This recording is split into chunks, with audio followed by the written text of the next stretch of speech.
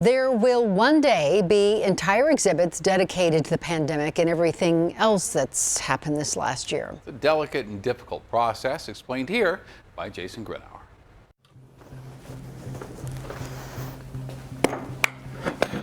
This warehouse in Boulder is full of more than just boxes. We have over 40,000 artifacts, and most of them are kept here. It's full of stories.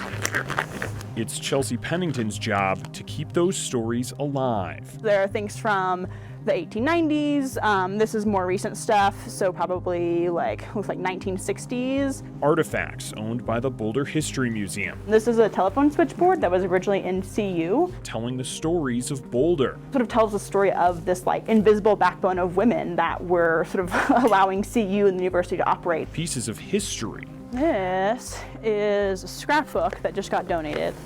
I think all history is really important to help us know where we came from, know the mistakes we made in our past. But history isn't always in the past. This vaccine rollout for the COVID-19 vaccine is obviously a huge moment in history. By far, the biggest story of 2020 is also being chronicled here. This is the Moderna vaccine. A new sort of philosophy in museums is what's called rapid response collecting. And that is not just looking back at what happened in the past and trying to gather artifacts from those events, but also looking at what is happening right now. What will be considered history that, generations from now, people will wish they had artifacts from to study and to look at. This is just a box of papers that we took down from the fence. And in March, history happened again here in Boulder. Eric Talley, 51, father of 7, police officer. Ricky Olds, 25, store manager. Suzanne Fountain, 59, she was an actress. When 10 people lost their lives at King Soopers. The shooting is a part of Boulder's history, and again, we of course wish it wasn't. Maybe it feels safer and more comfortable to just sort of ignore it, but that's not what we do as a history museum, is we collect and preserve these stories. Everyone knew Terry, and she was just really bright and happy and got to know people, and again, worked there for years and years. Doing a service by chronicling what happened.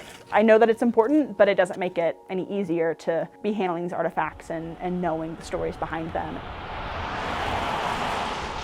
At the snow-covered fence that's become a memorial. Right now, our goal is just to keep everything safe. Preserve the stories, preserve the objects themselves as much as we can. Chelsea is doing the work of documenting. I photographed it really extensively. I try to, get closer photos. As it changes, I can be able to tell what's new, what has changed. The museum has already collected some items and is in the process of collecting more. Every time I come, it just feels so moving. And again, there's always something new that strikes me, whether it's a new art piece or a note that someone has left. Some things are these beautiful works of art. Some things are just people grabbed stuff from their car and wrote it in, a Sharpie they found at the bottom of their purse. And that is also so moving to see those just real and honest reactions from the community. The community that will be involved in telling this story through these preserved items. The people who are involved deserve a chance to tell their stories and determine how the story of that day gets told. We want to make sure that we're working with them. As spring pushes through and the snow on this fence melts away, the story of what happened here will remain. Through these items, the museum will make sure people know what happened and how we, as a community, responded.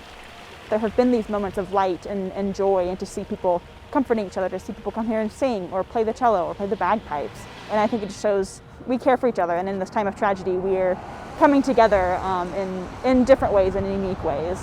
In Boulder, I'm Jason Gruenauer, Denver 7.